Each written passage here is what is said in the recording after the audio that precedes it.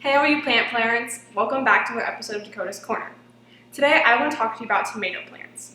Tomato plants are probably by far the most popular plant to grow in the summertime, and it's because they're pretty easy to take care of and they give you amazing fruit all summer long. However, living in an apartment, it can sometimes be challenging to grow my own fruits and vegetables, which is why I want to talk to you about how to plant tomatoes in containers, because you can grow them practically anywhere, on your patio, your windowsill, your balcony, whatever. So before we get started, I want to go over everything I have so you know what we're going to be using. First, I have two different varieties of tomatoes here from Bonnie Plants. The first one is their Better Boy variety, which they say is America's favorite variety of tomatoes. The next one is the Patio variety, which only grows about 2 feet tall and they say is perfect for container plants. The Better Boy tomato grows about 4 to 6 feet tall and can still be planted in containers, and so this is why I got a cage for it. That way it has support for when it grows that tall and it doesn't have to fall over. Because they grow different sizes, they also have different size containers that they're going to go in.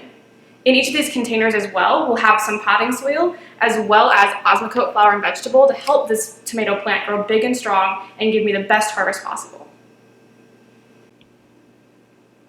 So the first thing we're going to do is fill each of these containers about 3/4 of the way full with potting soil so that we have room to add our tomatoes at the end.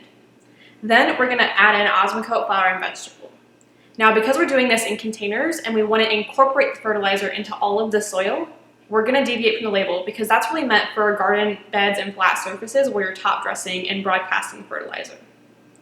So for container plants and for tomatoes specifically, I'm going to recommend 2 tablespoons of Osmocote flower and vegetable for every 1 gallon of soil. Now this larger container will hold 9 gallons of soil, so that means we're going to use 18 tablespoons of Osmocote, and the smaller container is going to hold 5 gallons of soil, so that means we're going to use 10 tablespoons of Osmocote. And in every bottle, you already have your measuring piece. Here is 1 teaspoon and here is 1 tablespoon.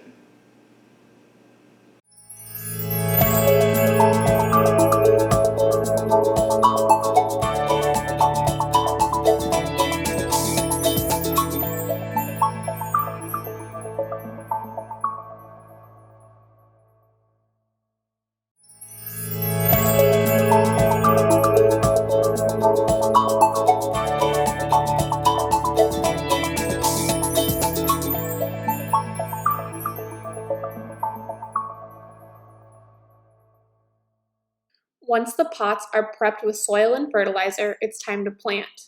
Gently squeeze the plastic container to loosen the plant and then turn it upside down. It should just fall right out.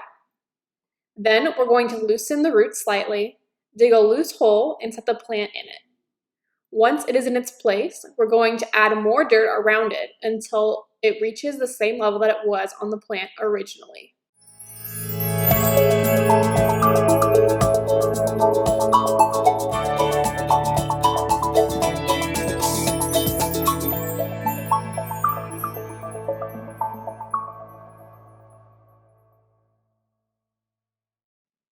Once the tomatoes are planted firmly in place, we're going to add the necessary support systems.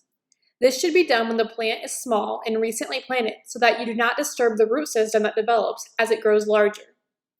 We did our research when shopping and got supports that will match the size of the plants as they grow. As we said earlier, the Better Boy tomato will grow 4 to 6 feet tall, so we got a cage to support it. For the Patio variety, that is only supposed to grow 2 feet tall, we got a stake to tie it to as it grows instead. And that's all there is to it. These guys are ready to start growing, and Osmocote flower and vegetable is going to feed them for the next 4 months. Osmocote does not need to be watered to be activated. However, when I take these guys out to my patio, I'm going to water them just to make sure they get set in the soil. Thanks for watching and happy gardening.